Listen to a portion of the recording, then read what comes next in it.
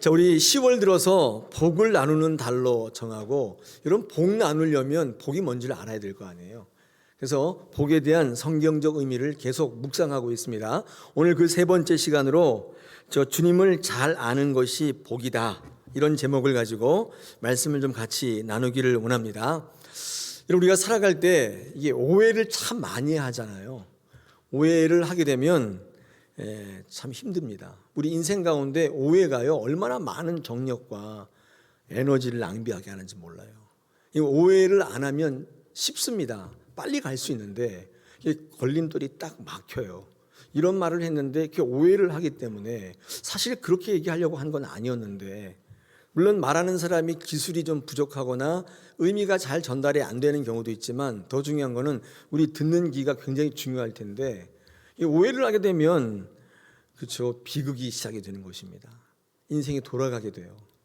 그래서 오해 안 하는 게 강력한 인생이 되고요, 오해하지 않는 삶, 신앙을 만드는 것이 굉장히 중요한 삶과 신앙의 과제일 수밖에 없습니다. 오해하면 비극이 일어나는 거예요. 이런 비극을 만드는 오해는 어디서부터 오는가 하면 무지로부터 옵니다. 이 무지는 세 가지 있습니다. 세 가지 무지가 있는데요, 한번 화면을 보십시오. 이런 거 있어요. 다 안다고 생각하는 교만, 이거 무지죠. 또한 잘못 알고 있는데 옳다고 생각하는 착각, 이것도 무지입니다. 또 하나는 정말 아무것도 모르는 공허, 이것도 무지예요. 무지가 세 가지 종류가 있는데 다 무지예요. 여러분, 우리의 신앙은요, 하나님을 더 많이 알아가는 데에도 열심을 내야 하지만, 더 많이 알아가는 데도 열심을 내야 되지만, 한편으로는 하나님 오해하지 않도록 하나님을 더 잘 알아가는데 많은 에너지를, 영적 에너지를 할애해야 합니다. 많이 알아가는 것도 중요한데 더 잘 알아가는 것도 되게 중요해요. 왜냐하면 이게 오해가 시작되면 이거 걷잡을 수가 없기 때문에 그렇습니다. 사단이 가장 많이 활용하는 작전이 오해 작전이에요. 오해케 만들어요. 자, 오늘 본문에는요, 예수님으로 인하여 구원에 이르게 하는 게 아니라, 오늘 6절에 보니까 예수님 때문에 실족하게 만드는 그런 결정적인 오해 세 가지를 말씀하는데, 6절에 보니까 나로 말미암아 실족하지 않은 자가 복이 있다. 오늘 이 말씀을 중심으로 말씀을 나눌 텐데, 하나님께서 정말 주시고자 하는 복이 뭔지, 정말 복된 자가 누구인지를 오늘 이 말씀을 중심으로 좀 나누는 시간 되기를 원합니다. 순서대로 한번 살펴보겠습니다. 첫 번째, 오늘 본문 속에 하나님을 오해하는 무지가 있는데, 첫째가 이 메시아에 대한 오해가 있습니다. 메시아의 오해가 있다는 거예요. 이게 가장 치명적 오해예요. 예수님에 대해서 오해하는 거예요. 하나님에 대해서 오해하는 거, 이게 가장 치명적 오해인데요, 특히 그 당시에 유대 사람들은 이 메시아에 대해서 오해가 굉장히 극심했습니다. 유대인들, 지금 이스라엘 백성들이죠. 그 사람들은요, 전통적으로 자신을 구원해 줄 메시아가 올 거라고 믿고 학수고대하고 있었습니다. 그런데 그들의 삶이요, 굉장히 척박했어요. 굉장히 척박했고, 역사적으로 보면 굉장히 환경적인 요인이 좋지 않았어요. 매일 식민지에, 맨날 어려움에, 포로에, 노예에 맨날 이렇게 살았기 때문에 그들이 메시아를 오해하는 데 있어서 이런 것들이 한몫을 했어요. 여러분, 이스라엘 민족이 어떤 민족인지 아시죠? 하나님께서 일찍이 그 민족을 선택하셨습니다. 이유는 잘 몰라요.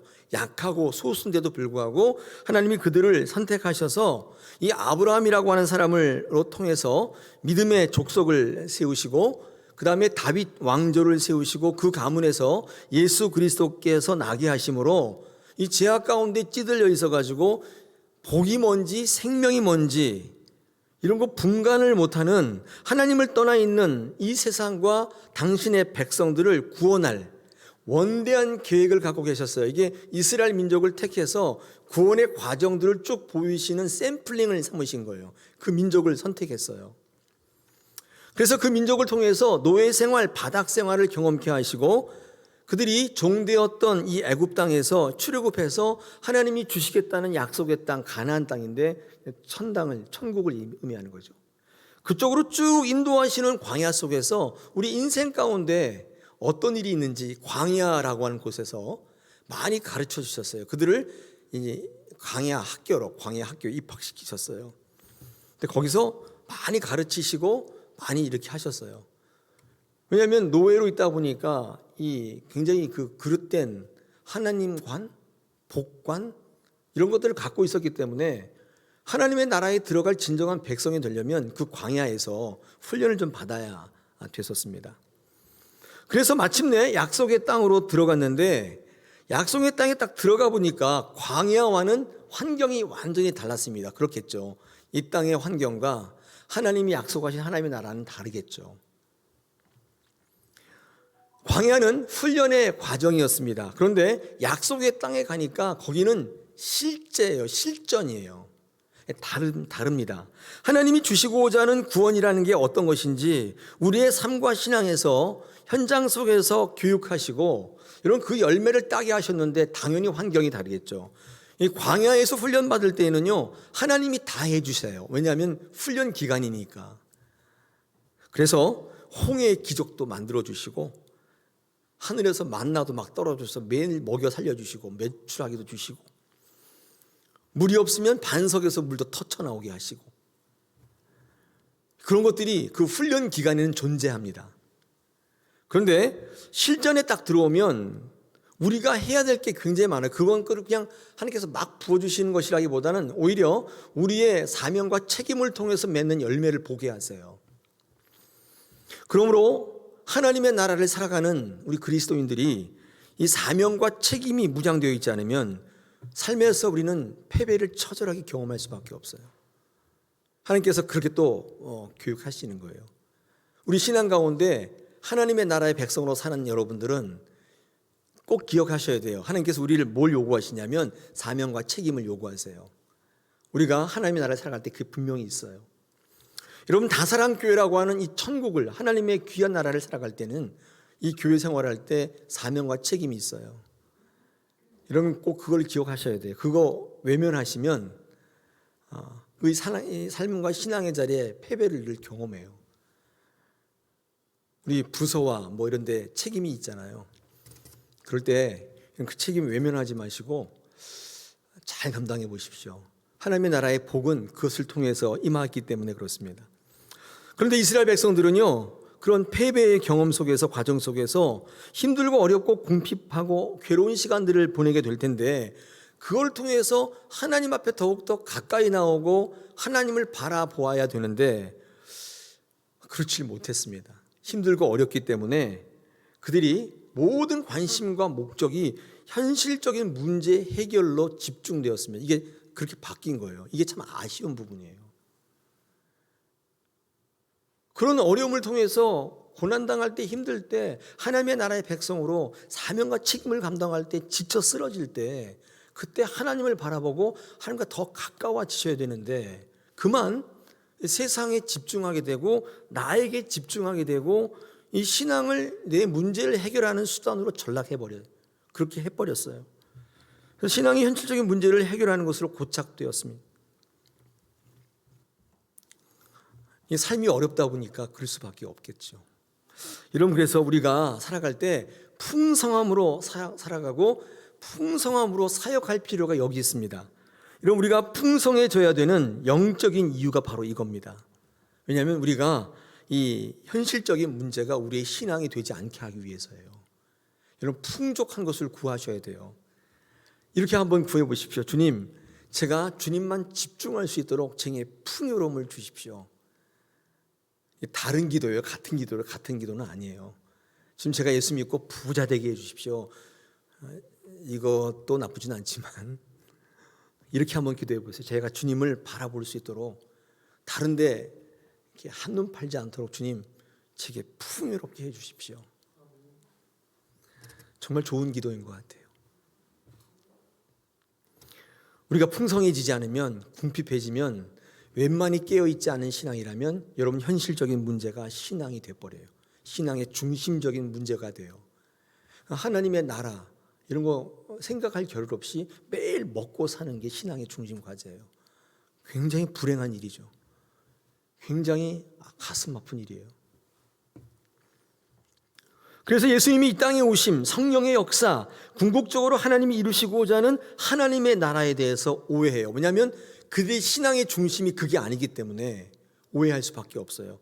교회 오면 온통 관심은 나예요. 하나님의 역사하심, 뜻, 나라 이런 건 관심이 별로 없어요. 그래서 그의 신앙은 현실적 신앙, 나를 위한 신앙, 이 땅에서 행복과 잘됨을 위한 신앙으로 전락하는 것입니다. 이스라엘 백성들의 역사는 참으로 고됐습니다. 늘 힘들었어요. 어쩌면 우리 민족도 비슷해요. 여기까지 올 때 지금 선진국 소리를 듣고 있는데 굉장히 힘들었어요. 보릿고개 넘었고 아무튼 굉장히 힘들었어요.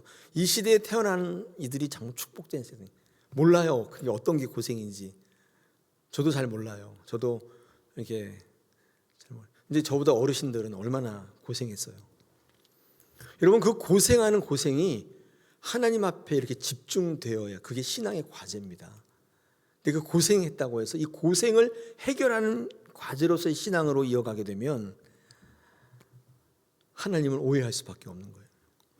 이스라엘 민족들은 너무 어려운 시절을 살다 보니까 그 유대인들은요, 현실적 메시아관을 갖게 되었습니다. 그러니까 과거에 행복했던 때를 떠올리면서 매일 거기에 젖어 살아요. 예를 들어서 모세가 있을 때, 아까 출애굽할 때 광야에서 어떻게 그들이 먹고 살았죠? 하늘에서 만나와 메추라기가 그냥 막 두두두 떨어졌어요.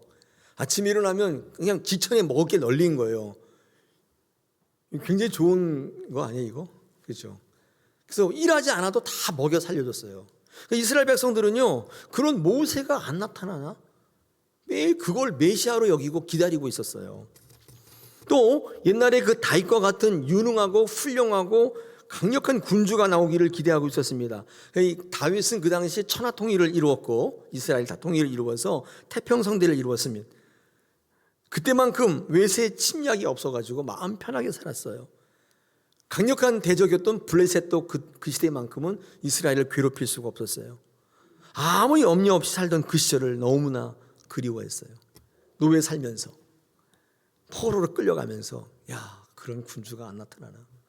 근데 그 다윗 같은 사람을 메시아로 기다리고 있었어요.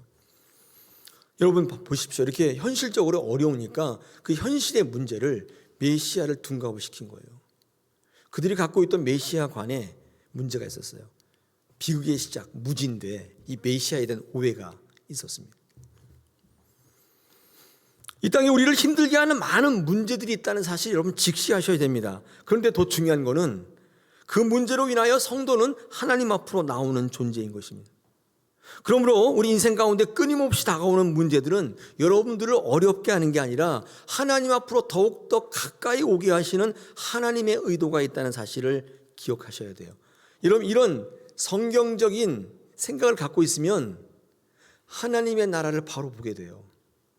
메시아가 오해되지 않아요. 그래서 여러분을 구원하시는 메시아가 어떤 분이신지, 예수 그리스도가 어떤 분이신지, 그분이 어떤 신앙을 우리에게 하라고 하는지를 알게 돼요. 여러분, 그 자체가 복이 되는 거예요.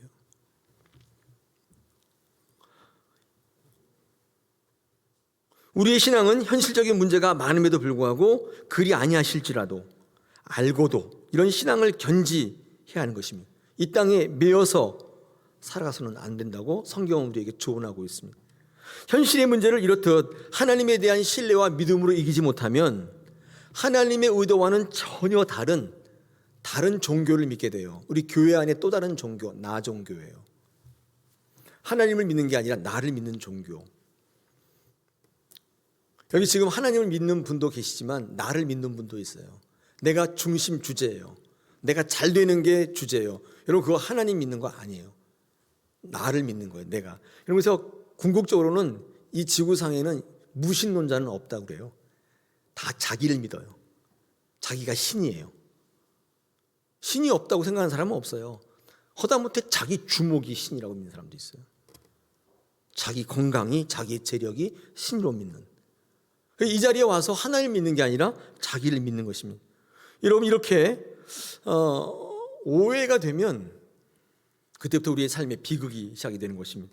기독교가 현실의 문제를 외면할 수는 없지만 현실의 문제 해결을 목적으로 하는 종교가 되어서는 안 됩니다. 그렇게 신앙의 방향이 설정이 되면 그때부터 기독교에 대한 많은 오해와 억측과 그릇된 모습으로 드러날 수밖에 없어요. 예나 지금이나 그건 똑같습니다. 자, 오늘 성경 본문을 보면 여기 이제 2절부터 6절까지 말씀에 세례 요한이 옥에 갇혀 있습니다. 그런데 그의 제자들을 통해서 예수님께 보내 질문합니다. 근데 예수님께서 거기에 답하시는 형식으로 되어 있거든요. 이 세례 요한이 그들의 제자에게 뭘 물어보냐면 그 예수님이 메시아 됨에 대해서 물어보는 것입니다. 세례 요한도 가만히 보니까 옥에 갇혀 있는 자기 현실, 그리고 또 여기저기서 예수님이 하셨던 말씀들 이거 들어보는데 듣고 있는데, 이제 세례 요한의 제자들이 이거 메시아 맞습니까? 이렇게 물어보니까 이 세례 요한도 좀 약간 갸우뚱했던 것 같아요. 오늘 3절에 보니까 그렇게 물어봐요. 오실 그이가 당신이 오니까, 이렇게 물어보는 거죠. 여러분, 왜 이 질문을 세례 요한이 했냐면, 여러분 여기에도 세례 요한이 갖고 있던 이 메시아관에 관한 이 관점 차이가 이제 발견되는 거예요. 이게 무슨 말이냐면, 당시 세례 요한도 예수님을 바라볼 때의 관점이 뭐 일반 백성들하고는 약간 달랐지만, 뭐 많이 정도가 달랐지만, 그도 이 메시아를 약간 오해했었는데, 메시아를 어떻게 오해했냐면, 그는 이 무서운 심판자로 오해했었습니다. 심판자. 그래서 부조리한 현실을 바로잡아주고 정의를 바로 세우고 우리의 삶의 문제를 온전히 세워주는 그런 정의자, 심판자, 이거로 메시아를 생각하고 있었습니다. 그런데 예수님은 가는 곳곳마다 용서와 회개와 회복의 메시지를 전하면서 그들을 품으라고 얘기하는 거예요. 이게 사실 약간 좀 세례 요한의 생각과는 좀 달랐습니다. 물론 일반 백성과는 차이가 많이 있지만 어떻든 간에 왜곡된 그 세례 요한이 갖고 있던 그의 현실, 왜냐하면 그는 지금 감옥에 있어요. 그가 생각했던 메시아는 와서 이 부조리를 바로잡고 저렇게 악랄하게 식민 정치하는 로마 정치를, 로마 제국을 무너뜨리고 나처럼 옳은 일을 하고 의를 선포했던 내가 감옥에 있는 게 말이 돼요? 나를 건지고 이런 현상들이 나타나야 되는데 그렇지 않은 모습에 세례 요한도 잠깐 이게 당신이 맞습니까? 이렇게 물었던 거예요. 더욱이 자기를 가두었던 헤롯, 폭군 헤롯, 거기에 심판이 내려지지도 않을 뿐더러 옳은 선포를 하고 옳은 일을 했던 자신은 옥에 있는 이 현실, 이 부조리한 현실, 맞지 않는 현실, 여기에 세례 요한도 갸우뚱했던 거예요. 게다가 예수님은 심판을 선포하기보다는 구원과 회복을 선포하고 용서와 화해를 선포하는 다소 이해되지 않는 그런 모습을 보였던 것입니다. 이때 4절과 6절 읽어보시면, 4절부터 6절 읽어보시면 예수님은 그러한 잘못된 메시아관을 수정해 주세요. 여러분, 그 당시에 세례 요한이 이 정도였다면 일반 백성들은 이루 말할 것도 없겠죠. 온전한 하나님 바라보는 관점 자체가 없었고, 하나님을 섬기는 신앙이라고 하는 것은 힘들고 어려운 현실 속에서 이 문제를 타파하고 해결하는 하나의 해결책으로서의 신앙만 존재하고 있었어요. 종교 지도자들은 어땠습니까? 바리새인들, 서기관들, 이런 사람들 어땠어요? 뭐 극치를 달렸어요. 요즘도 유대인들은요, 그런다고 그래요. 요즘 현대 여기 유대인들 집에 가보면 식사하는 자리에 메시아 자리를 하나 따로, 식탁에 빈 자리를 하나 따로 해놓는데요. 거기에 이제 앉아서 예수님이 여기 메시아가 오신다고. 지금 예수 그리스도가 이 땅에 오신 그분을 메시아로 인정하지 않고 여전히 구약 성경에서 예언된 메시아를 기다리고 있으며 하나님의 나라가 아닌 자신들의 왕국이 임하는 것을 도와줄 그 메시아를 학수고대하고 있어요. 그 빈자리 만들어 놓고 우리의 가정을, 우리의 국가를 일으켜 세울 메시아가 올 거다. 모세와 같은, 다윗과 같은 사람이 올 거다. 여기 비워놓고 있어요. 여러분, 그래서 그들은 예수님을 믿지 않아요. 유대교는요, 예수 믿지 않습니다. 하나님만 믿어요. 그러니까 이제 유일신 하나님, 삼위일체 하나님 안 믿어요. 유대교는 그렇게 안 믿어요. 여러분, 그래서 예수를 안 믿기 때문에 그는 모세 율법을 그대로 따라합니다. 이 유대교는 그래서 뭐 그런 거 있잖아요. 이에는 이, 눈에는 눈. 여러분, 그거는 우리 기독교 논리 아니에요. 그건 우리 기독교 논리. 우리는 어떤 논리죠? 원수를 사랑하는 논리죠. 예. 이쪽 뺨 떼면 이쪽 뺨 대고. 네. 그렇다고 제 뺨을 치지 마세요. 네. 속옷을 달라 하면 겉옷까지도 벗어주고, 오리를 가자면 심리까지 같이 가주고, 이게 우리 예수 그리스도를 믿는 기독교의 논리예요. 근데 유대교는요, 이에는 이, 눈에는 눈이에요. 여러분, 그릇된 메시아관을 가질 때 그의 삶과 신앙이 어떤 모습으로 드러나는지를 잘 보여줘요. 현대 이스라엘 얼마나 무서워요. 물론 뭐 거기에 이제 팔레스타인이랑 같이 사는데 요즘, 근데 팔레스타인이 와가지고 그들이 민족에게 조금만 위해를 가하면 가차 없습니다. 바로 뭐 그냥 전투기 떠가지고 쑥밭을 만들어 버려요. 그냥 민간인이고 뭐 필요 없어요. 다 죽여버려요. 그냥 폭격을 다 하죠. 그래서 뭐 애들도 죽고 여자들 죽고, 뭐 국제사회가 뭐라고 해도 신경도 안 써요. 힘이 있으니까 신경 안 써요. 힘이 없는 데나 뭐라고 하면 굴종하는 거지, 힘이 있으니까. 그리고 뭐라고 또 하지도 않더라고요, 요즘에는.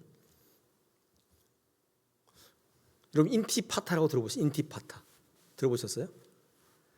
인티파타가 뭐냐면 그 이스라엘 그 아랍의 무장 세력들이 테러할 때 이 어린 아이들에다가 그 폭탄 조끼를 입히는 거예요.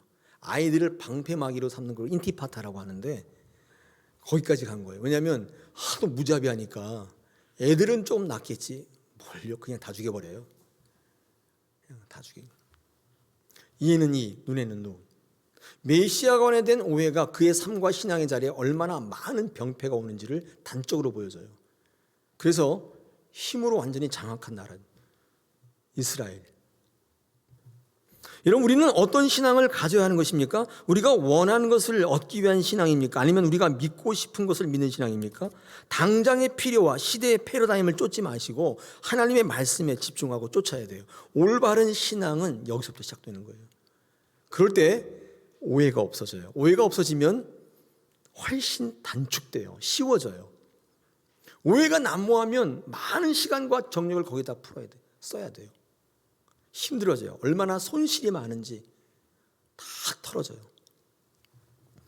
오늘 본문에 이 이스라엘 백성들이 오해가 있었는데, 비극이 시작됐는데 복을 받지 못했는데, 그 중에 두 번째 오해가 사역에 대한 오해입니다. 예수님의 사역에 대해서 오해하기 시작했는데, 우리 8장부터 11장 뭐 앞에 좀 읽어보시면 거기에는요, 예수님께서 이 민중들의 현실적인 문제를 통해서 각종 이적을 베푸시고 그에 따라서 하나님의 메시지를 전달하는 그런 사역들이 우리 마태복음 8장부터 11장까지 쭉 이어지는데, 그렇게 함으로 이 예수님께서는 어떤 사역을 하셨냐면, 내가 구약에 예언된 그 메시아라는 사실을 보여주세요. 왜냐하면 예수님께서 베푸신 모든 기적 같은 사역은 예수님이 그때그때 임의로 창조하신 게 아니라 구약에 예언되어 있는 역사예요. 구약에 이미 예언되어 있어요. 오늘 거기에 성경 말씀에 몇 절이죠? 우리 보시면요, 거기에 그렇죠? 6절에 보시면, 5절에 보시면 맹인이 뭐 보고 못 걷는 사람이 걷고 나병 환자가 깨끗이 받고, 그다음에 못 걷는 자가 뭐 못 듣는 자가 듣고, 이게요 구약 이사야에 다 예언되어 있어요. 그대로 예언되어 있고 그걸 그대로 하시는 거예요. 이사야 61장 1절 이런 데 보면, 38장 이런 데 보면 그대로 예언이 되어 있고, 이런 기적과 이런 치유 사역을 할 것이다. 그가 메시아인 줄 알라고 말씀하시는 거죠. 예수 그리스도께서 복음을 전파하실 때 이런 기적들을 행하시는 것은 내가 구약에 예언된 하나님이 이 땅에 보내신 메시아다, 내가 곧 그다, 이 사실을 알려주고 있는 것입니다. 예수님의 기적은 그 표적인 거예요. 그 사역을 볼 때, 이사야서를 읽고 각종 예언서를 읽었던 사람들은 그 사역을 볼 때 뭐라고 느껴야 돼요? 메시아가 오셨구나, 이걸 알아야 되는 거예요. 근데 그러지를 못했습니다. 자기의 유익으로 여겼어요.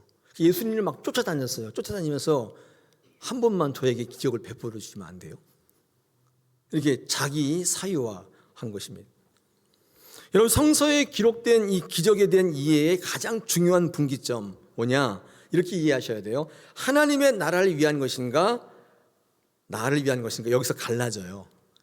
이 사역에 대한 오해의 분기점이 어디냐면, 기적을 보고 이게 하나님의 나라를 드러내기 위한 기적이다 이렇게 생각하는 것과, 야, 이거 굉장히 괜찮은데 이렇게 나를 위한 것으로 갈라져요. 이 분기점이 바로 그 시점이에요. 많은 사람들은 예수님의 사역에 대해서 오해했습니다. 예수님이 보여주신 기적에 대해서 오해했는데 자신들의 필요를 채워주는 능력이라고 오해했어요. 예수님은 요한의 제자들에게 자신이 전하고 있는, 보여주고 있는 것에 대해서 세례 요한에게 가서 전하라고 말씀합니다. 여러분, 이때 요한의 제자들이 듣고 보는 게 뭔가? 그 여러분 나와 있는데 그 아까 5절에 말씀드렸죠. 5절에 거기 보니까 아까 맹인들이 보고 못 걷는 자리 걷고 그거 있잖아요. 그거를 전하라고. 왜냐하면 세례 요한은 그걸 들으면 어떻게 해요? 알 거다. 여러분, 이때 중요한 게 있습니다. 그 5절에 맹인들이 본다, 걷는다 이런 동사들이 있잖아요. 예수님의 기적에 나타나는 이 사역에 쓰여진 동사들이 제가 이제 이렇게 보니까 이 헬라어의 문법 가운데 시제가 있는데 직설법 현재형. 이게 무슨 뜻이냐면요, 지금도 일어나고 있다 그 뜻이에요. 단지 과거형이 아니에요. 그게 그때만 일어나고 끝났다가 아니라 그것들을 쓰는 성경의 원어의 시제가 직설법 현재형이라는 것은 지금도 또한 일어나고 있다는 것을 암시하고 있는 것입니다. 그런데 여러분, 이것이 지금 일어날 때, 그렇죠? 예수 그리스도에 대한 사역에 대해 오해하지 않게 되기 위해서 지금 이 땅에 일어나는 그 사역들이 어떻게 우리에게 다가와야 되는가의 문제를 한번 생각해 보실 필요가 있어요. 어떤 분들은 진짜 소경이 눈을 뜬다, 안진뱅이가 일어난다 뭐 이렇게 할 수도 있고, 그 다음에 그런 일들도 있을 수 있는데, 여러분 보편적인 말씀의 은총으로부터 이 해석을 어떻게 하냐면, 한번 보시겠습니다. 네, 안 써왔습니다. 나중에 보십시오. 이 소경이 본다는 뜻은요, 이 시대에 이 예수 그리스도의 사역의 오해를 피하려면 눈을 뜬다라고 하는 물리적인 기적이기도 하지만 이 사역을 통해서 우리의 관점이 바뀐다는 의미로 우리가 해석해 볼 수 있습니다. 이 시대에 소경이 눈을 뜨는 사건보다 더 큰 기적에 대한 이해, 올바른 성경적 이해가 뭐냐면 여러분의 관점이 바뀌는 거예요. 잘 안 바뀌잖아요. 죽어도 안 바뀌어요. 이렇게 보는 사람은 계속 그렇게 봐요. 아무리 얘기해도 잘 안 바뀌어요. 근데 예수 그리스도의 말씀을 통해서 그 관점이 바뀌는 것이 예수의 기적에 대한 올바른 메시아적 관점의 이해라고 볼 수 있겠습니다. 여러분 생각해 보세요. 소경이 눈을 뜨는 것도 기적이지만 철옹성 같은 그 사람이 관점이 바뀌는 거예요. 예전에는 돈이 너무 좋았는데 예수 믿고 난 다음에 돈이 별로 안 좋아졌다면 하나님의 나라가 더 가치 있다. 여러분 그건 기적 중에 상기적이에요. 그런 거는 여러분 그걸 기적이라고 해야 돼요. 안진뱅이가 일어날 수도 있겠죠. 그것도 기적인데 그보다 더 큰 기적은 뭐냐면 그가 안주하고 있던 자리에서 일어나 드디어 움직이기 시작한 거예요. 아무리 불러도 교회 안 와요. 그런데 그때부터 언젠가 일어나기 시작해서 교회로 오기 시작하는 거예요. 깜짝 놀라는 거예요. 아무리 뭐 사역이 있다 그래도 뭐 청소한다고 안 오시던 분이 어느 날인가부터는 먼저 와서 빗자루 들고 서 계시는 거예요. 그래서 집사님 어쩐 일로 이렇게 일찍 오셨어요? 왜 뭐가 잘못됐어요? 그때 속에서 뭐 이상한 게 막 올라와요. 제 방에 가가지고 기적이로다. 어떻게 저런 변화가? 근데 하루만 그런 줄 알았더니 계속 그러시는 거예요. 그게 여러분 기적이에요. 이 시대에 직설법 현재형, 그때의 그 기적, 하나님의 나라의 표징으로 보였던 그 기적이 이 시대에 어떻게 봐야 오해가 없겠는가를 설명해 드리는 거예요. 여러분 오해하지 마십시오. 그렇다고 뭐 속에 눈 뜨는 일이 없다는 건 아니에요. 근데 하나님께서 지금 보편적 은총으로 말씀을 통해 우리에게 어떤 기적을 요구하시냐면 그런 거예요. 문둥병자가, 나병 환자가 깨끗이 받았다. 여러분 이것은요, 전 이렇게 해석을 하고 싶은데 이 문둥병이라는 게 신경마비잖아요. 그래서 이게 손이 썩어서 떨어져 나가도 잘 몰라요. 아프지도 않고. 문둥병이 고침받았다는 것은 우리의 무관심과 무감각이 회복되는 거예요. 예전에는 성령이 옆구리 찔러도 까딱 없었어요. 이게 뭐야? 근데 언제부턴가 막 이렇게 다가오는 거예요. 이거 뭐지? 왜 이렇게 불편하지? 성령이 말씀하는 것을 체험하기 시작하는 거예요. 문둥병이 치유되는 거예요. 귀머거리가 듣는다. 뭐 당연히 듣는 은혜가 생기는 거죠. 아무리 얘기해도 너는 해라, 나는 잘 거야. 나는 안 듣기로 결정했어. 그런 분들이 귀가 열려서 막 적어요. 그리고 막 스크랩도 하고 막 그래요. 그리고 막 버스에서 막 읽고, 그래서 막 읽고 막 그래요. 엄청난 변화죠. 엄청난 변화예요. 이런 변화가 기적인 거예요. 죽은 자가 살아났다. 관계가 회복되고, 그렇죠? 죽었던 영혼이 관계가 회복돼서 살아나요. 여러분, 성경에서 죽음은 영적으로 죽었다는 것은 관계가 떨어졌다는 거예요. 하나님과의 관계가 없어진 거예요. 이게 회복되는 거예요. 살아나고 가난한 자에게 복음이 전파되는, 이 물질과 또 심령이 가난한 자에게 살아갈 용기와 소망이 나타나게. 그래서 환경이 지배받잖아요. 아무것도 없는데 너무 즐거워요. 왜 뭐가 이렇게 즐거워요? 그러면 하나님이 계시잖아요. 막 그래요. 그럼 또 어떻게 해야 돼? 제 방에 가서 이런 일이 되는 거죠. 그때 목회의 보람을 느끼는 거예요. 목사님, 제가 기도했더니 부자가 되었습니다. 할렐루야. 하지만 근데 그 부자 된 걸 가지고 교회도 안 나오시고 그런다면 박수 칠 일은 아니잖아요.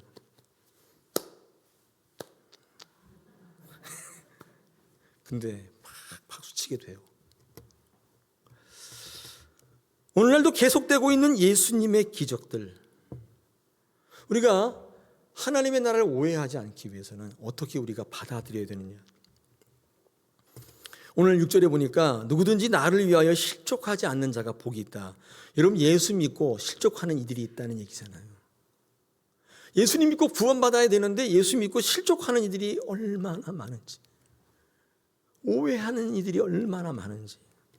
여러분, 이 실족이라는 말 자체가 그렇죠. 어떤 장애물 때문에 예수님의 메시아로서의 정체성을 의심하고 불신하게 되어서 그 자리를 떠나게 되는 것입니다. 그러면 과연 그 장애물이 뭐냐? 여러분, 그것은 제가 지금 말씀드린 것처럼 오해예요.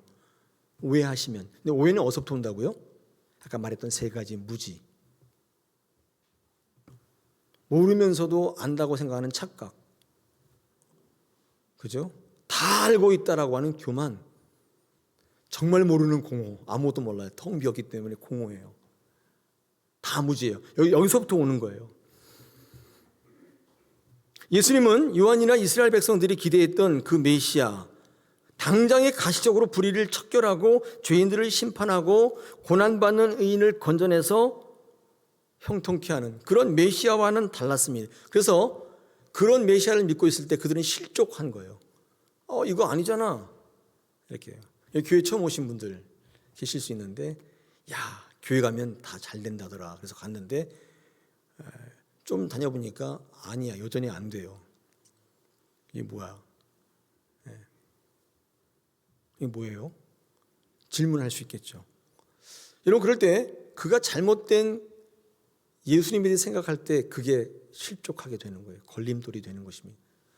여러분, 요한복음 6장을 읽어보시면 거기 오병이어 사건이 기록되어 있습니다. 오병이어 뭔지 아시죠? 오병이어, 떡 5개, 이어, 고기 2마리를 바구니에 담아서 예수님께서 산 위에서 설교를 쭉 하셨는데 한 5천 명쯤 앉아 있었는데 점심시간이 됐는데 이거 어떻게 할 수 없으니까 그거 가져오라고 그래가지고 그냥 뜯어주기, 뭐 나눠줬죠. 뭐 줬는데, 근데 그 얼마 안 되는데 다 먹고도 남는 거예요.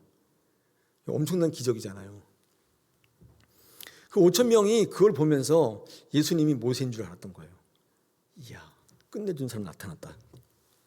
우리가 바라던 메시아가 나타났다. 왜?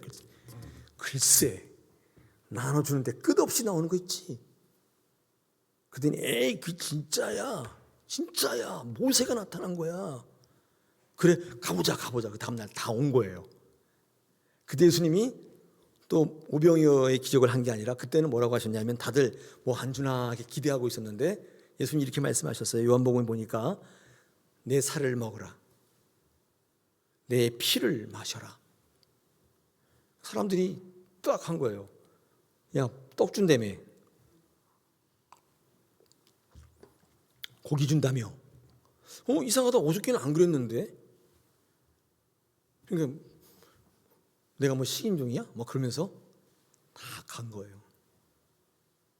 그때 예수님께서 요한복음 6장 61절입니다. 이렇게 얘기하십니다. 예수께서 스스로 제자들이 이 말씀에 대하여 수군거리는 줄 아시고 이르시되 이 말이 너희에게 걸림이 되느냐? 이게 실족되냐? 너의 기대와 달라서 좀 실망했냐? 너도 그렇게 갈 거냐? 물은 거예요. 여러분, 우리가 생각하는 예수님이 아니라 성경적 예수를 만나야 되는 것입니다. 우리가 믿고 싶은 하나님이 아니라 성경적 하나님을 만나야 되는 거예요. 이게 신앙의 최대 과제예요. 오늘 신앙을 시작했던, 신앙한 지 50년이 되었던 관계없어요. 이게 처음부터 여러분의 신앙의 과제로 주어지는 것입니다. 신앙이 인간적인 수단으로 전락하여서 인간의 현실적, 감각적 요구에 따라 정의되어지기 시작하면 그때부터 오해가 난무하는 신앙이 됩니다. 평안하지 않아요. 매일 불편해요. 불편하고 매일 고통스러워요. 여러분, 이런 모든 것들은 예수님의 사역, 기적, 특히 기적 이런 것들을 정확히 성경적으로 이해하고 정의할 때 많은 부분이 사라져요.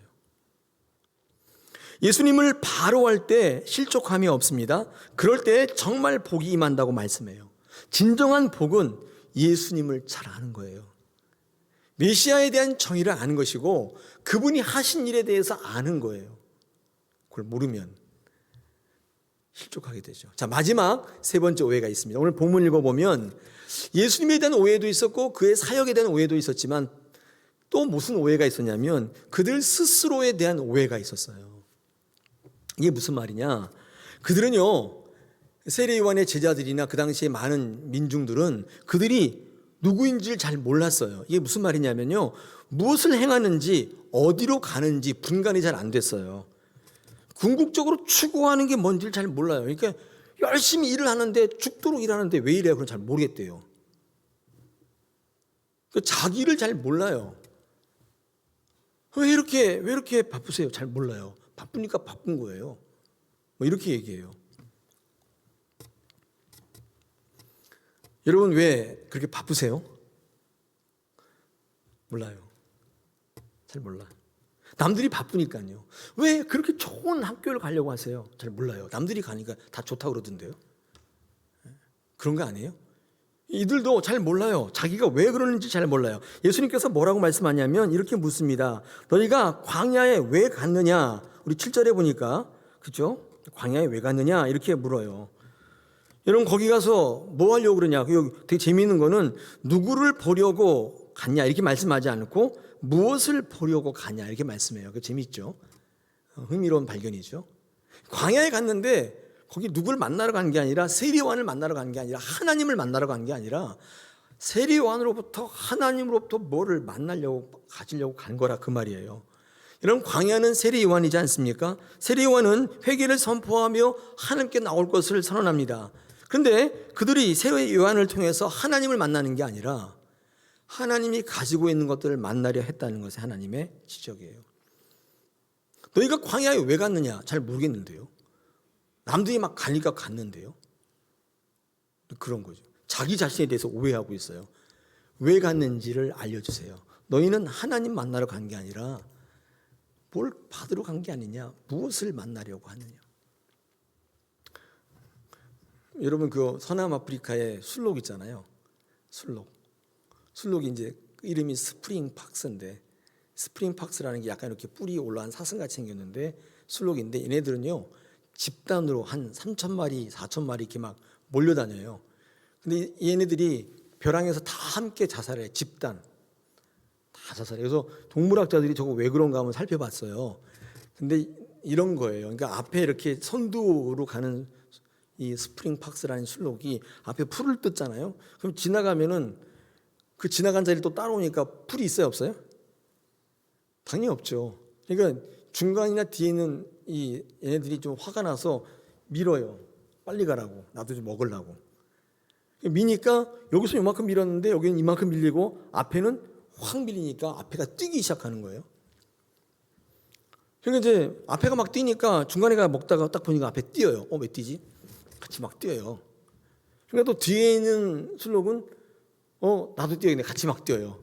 근데 좀 벌어지니까 더 빨리 뛰잖아요. 그러니까 앞에 있는 애가 멈추려고 멈출 수가 없어요.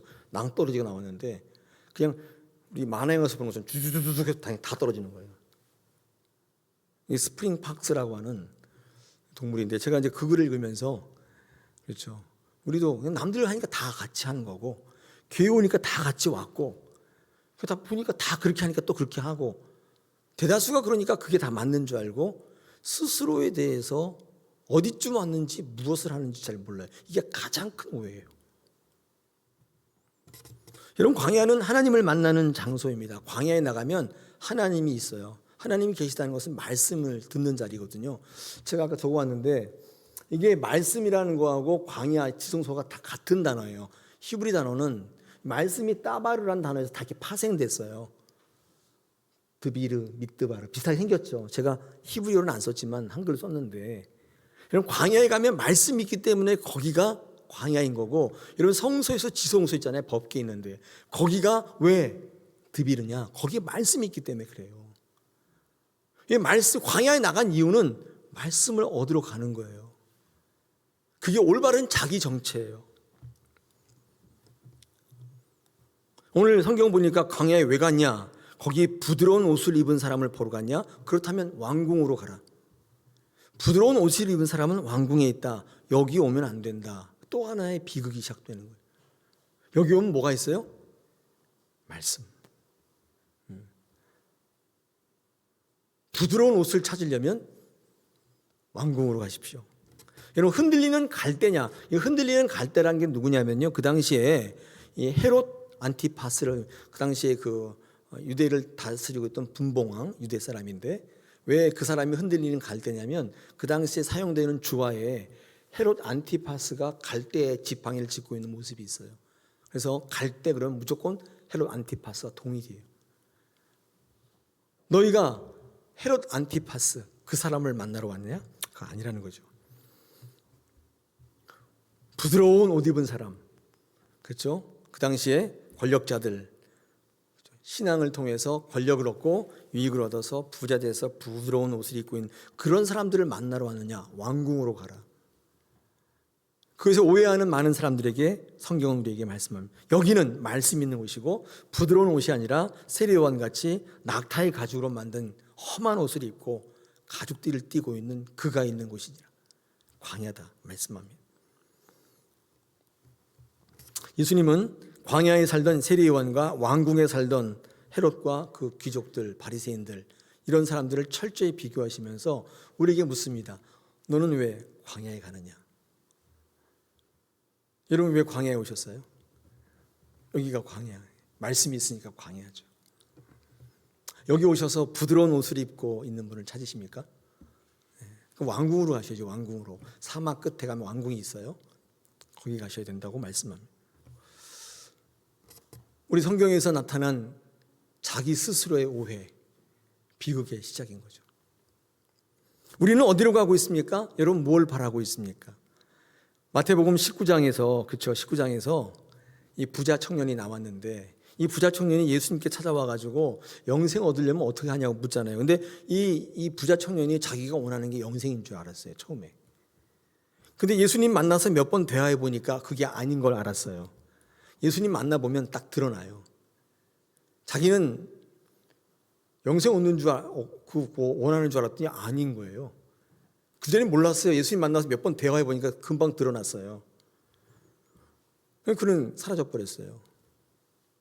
영생이 뭐고 다 그냥 폐기치고 그는 아예 사라져버렸어요. 성경에서 사라졌고 역사에서 영적인 데서 다 사라졌어요. 여러분 오늘 하나님을 아는 게 예수 그리스도 주님을 아는 게 복이다라는 말씀이 명제는 성경이 증거하고 있는 진리입니다. 하나님을 아는 게 복이에요. 오해하시면 비극이 시작돼요. 여러분 왜 불행하다고 여기세요? 환경과 조건이 열악해서? 아니에요. 제가 볼 때 여러분 너무 많이 갖고 있어요. 가져도 너무 많이 갖고 있어요. 왜 불행하다고 생각하십니까? 하나님을 모르는 무지로부터 오는 것입니다. 인간이 갖고 있는 산불이 있다고요. 산불이 뭐냐면 불만, 불행, 불안. 산불이에요. 이 산불은 어디서부터 오냐면 하나님을 모르는 무지로부터 오는 것입니다. 하나님께로 돌아갈 때 가장 평안한 것이에요. 아기가 엄마의 품에 안겼을 때 가장 편한 것처럼 창조주 하나님께로 돌아갈 때 드디어 평안이 샬롬이 임하는 줄 믿습니다. 여러분 가운데 이 놀라운 복이 있기를 축복합니다. 그래서 너무 행복해가지고 복에 겨운 사람들 되십시오. 환경과 조건, 광야에서 부드러운 옷을 찾을 게 아니라 낙타옷 같은 건데도 불구하고 그것을 가지고 하나님 만나고 하나님께서 왜 이런 일을 우리에게 허락하셨는지 하게 하시는지 그분이 누구인지를 정확히 할 때 우리 교회에 비교할 수 없는 기쁨이 넘쳐날 줄 믿습니다. 그런 영적 교회 되기를 축원합니다.